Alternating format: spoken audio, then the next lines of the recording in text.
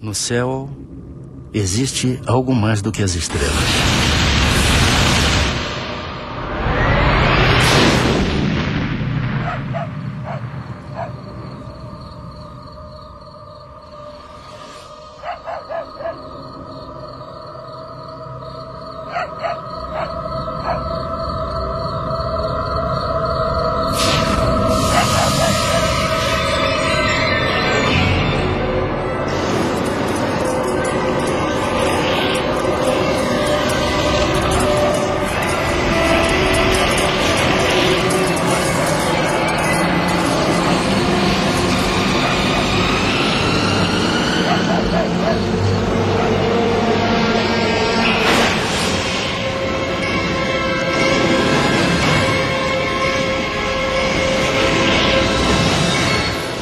Eles eram recebidos por um feixe de luz e que impedia que eles movimentassem qualquer parte do músculo, até para pedir socorro.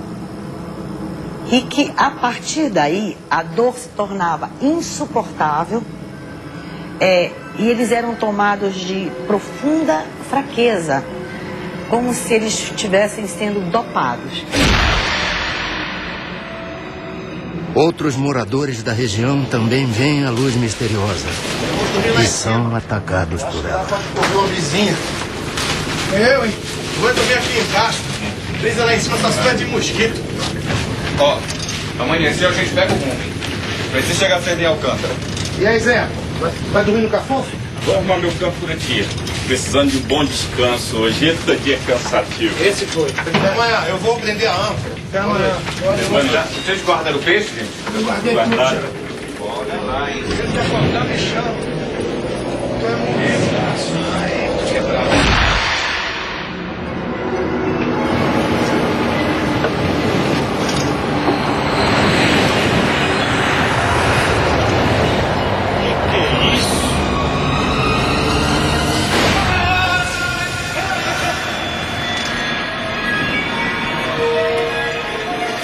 Um dos pescadores está morto.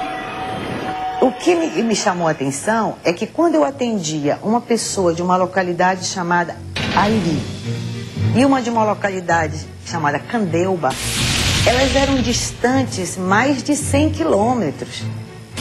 E as pessoas me contavam a mesma história, sem se conhecerem, sem nunca terem se falado e na mesma noite e nos mesmos horários ou até em horários diferentes. Dezenas de pessoas entram em desespero. O medo do desconhecido provoca pânico. Aconteceu isso, de eu olhar assim para o telhado e veio aquela, tipo uma lâmpada assim, acesa, e direto na minha coxa. Eu dormi até debaixo de um balcão lá em casa com medo daquilo. Pensava assim que fosse enviado por Deus, né? Fosse algum castigo, né? Para uma podia ser o demônio que estaria atacando os cristãos, mas a maioria não sabia realmente dizer o que era, simplesmente demonstrava pavor.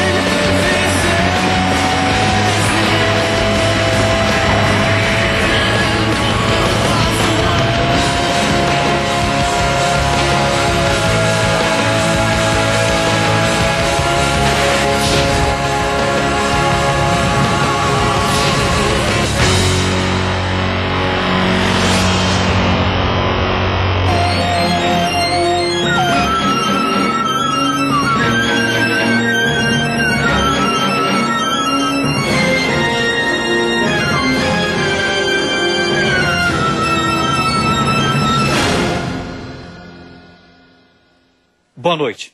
O Linha Direta Mistério continua a série de reportagens sobre fatos estranhos que desafiam especialistas e provocam medo. Hoje você vai conhecer uma impressionante história sobre discos voadores, numa região formada por 20 municípios, conhecida como Salgado, no litoral do Pará, no norte do Brasil. Tudo começou com uma luz no céu. Em seguida, uma série de ataques a pessoas. Depois, o pânico tomou conta de uma região inteira e a população se armou para combater os seres extraterrestres. Fatos reais ou um delírio coletivo? Na dúvida, militares da aeronáutica foram convocados para investigar a presença desses objetos voadores não identificados. Durante 4 meses, foi realizada a mais importante e sigilosa investigação feita até hoje no Brasil, a chamada Operação Prato. O nome Prato é o termo internacionalmente usado pelos ufólogos para designar disco voador.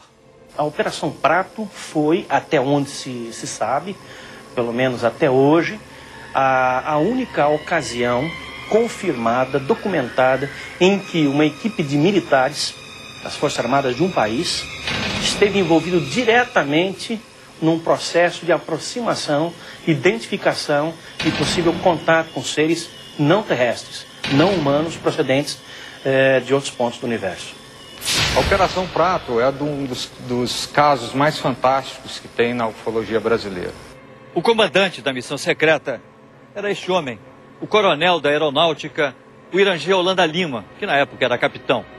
Ele guardou um segredo durante mais de 20 anos. Mas em 1997, o coronel Holanda decidiu falar. Ele apareceu no programa Fantástico da Rede Globo e logo depois deu uma entrevista impressionante à revista UFO, onde contou detalhes da Operação Prato. Vamos à entrevista, coronel?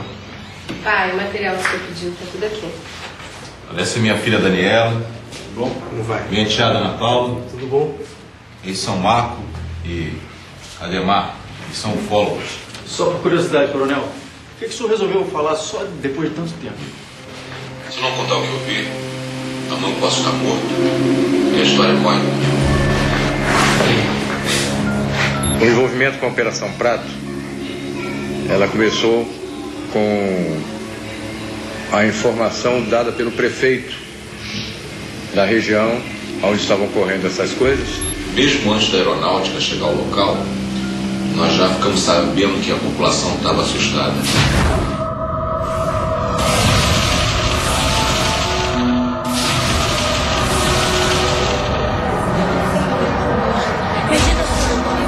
O clima era de pânico.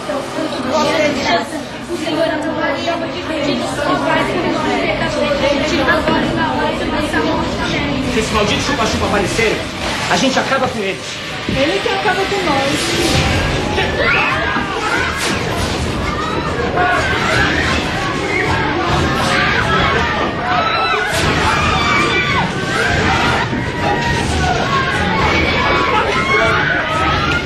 Qualquer buraquinho que tivesse, aquela luz passava e eu atingia a pessoa.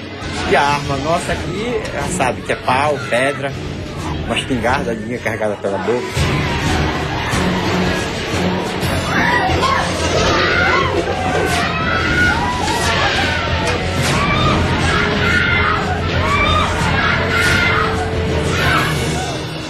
O povo vivia apavorado, porque esse feixe de luz noturno tinha já agredido várias pessoas. A comunidade toda se amontoava em 3 casas apenas. Ficavam rezando, às vezes cantavam algumas canções religiosas. As pessoas em pânico, a unidade de saúde de Colares virou quase que um pátio dos milagres.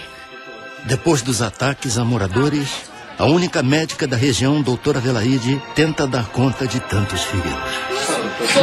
Doutora, ela não fala, ela não consegue andar. E vocês são de onde? Nós somos de Candeuva, doutora. Candeuva? A senhora vai salvar a minha mulher, doutora? Olha ela aí, ó. Fica a mais de 100 quilômetros daqui. Olha só, olhe pra isso, dona Adelaide, o que é isso? Maria, vai lá pra frente atender as outras pessoas. Deixa que eu cuido dela, deixa que eu dou uma olhada. Essa luz, essa incidência vinha nas mulheres, preferentemente nas mulheres no seio esquerdo. Elas eram longilíneas, retas, extensas e largas, como se algo tivesse chapado. Existiam sempre 2 orifícios paralelos e que você apertava e não desapareciam e ficavam elevadas, como se 2 agulhas tivessem penetrado. Porque as queimaduras de uma pessoa necessitam de aproximadamente 96 horas para que a pele entre em necrose, fique enegrecida e entre em necrose. Só que as queimaduras que eram feitas nas pessoas, a necrose era imediata. Realmente eu fiquei espantado de ver o que eu vi naquelas pessoas. O que seria o resultado da atividade dessas luzes, que ele chamava de chupa-chupa. E virou chupa-chupa, por causa desse chupando o sangue, chupa-chupa. Dezenas de famílias deixam a cidade, inclusive algumas autoridades. A médica, o prefeito e o padre decidem ficar. Não posso fazer mais nada. Mas se eu fosse vocês, eu também ia embora daqui o mais urgente possível. Com licença, autoridades. E a população de Colares foi tomada por uma crise, talvez assim, de pânico. E a cidade entrou num processo de esvaziamento. O medo era de chegar a um ponto de nós não termos mais medicamentos, alimentos a gente já não tinha, porque ela estava caminhando para um verdadeiro caos. E o que foi feito, coronel? Bom, a primeira providência foi mandar um grupo da aeronáutica ao local, tá? Para restaurar a ordem. E o senhor estava entre eles? Não. Nessa primeira fase eu estava em outra operação.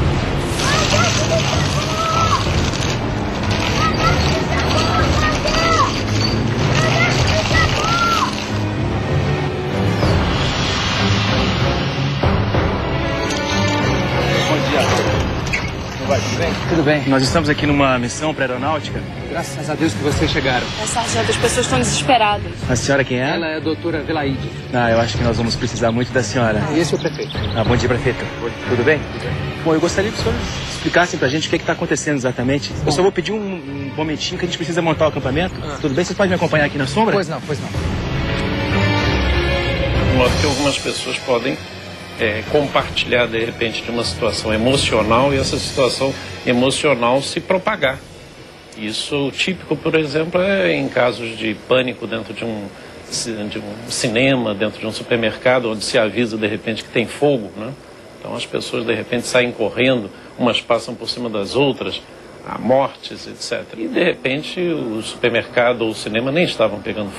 Existem explicações científicas, existem vários fenômenos atmosféricos raros, mas interessantes, lampejos no céu, luzes estranhas. Sempre, não é de hoje isso, assustaram as pessoas, né? Mas eu acho também que quando você acredita em milagre, você vai ver milagre com muito mais facilidade do que se você for uma pessoa que não acreditar nos milagres. Se fosse realmente algo de alucinação ou histeria, a aeronáutica jamais iria destacar uma equipe tão grande para fazer esses tipos de observação. Segundo testemunhas, o primeiro posto de observação da aeronáutica foi montado aqui embaixo dessa árvore, na praia do Humaitá, na ilha de Colares, a cerca de 100 quilômetros de Belém. Essa região era considerada o ponto de maior incidência do fenômeno, onde as luzes que apareciam no céu atacavam em seguida as pessoas. Naquela época, os civis foram proibidos de frequentar a base militar montada pela aeronáutica. Eles instalaram metralhadoras, metralhadoras antiaéreas, de fogo antiaéreo. Durante semanas, os militares acompanham o aparecimento dos objetos luminosos. Sargento, vem, sargento, rápido! Olha lá! Pega a câmera, rápido! Vamos, cuidado! Vai, filma isso! Tô filmando.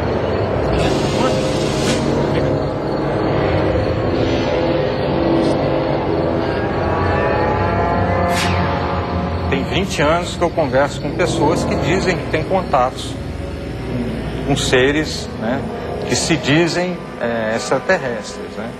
E a maioria dessas pessoas tem uma reputação que você não pode ir contra.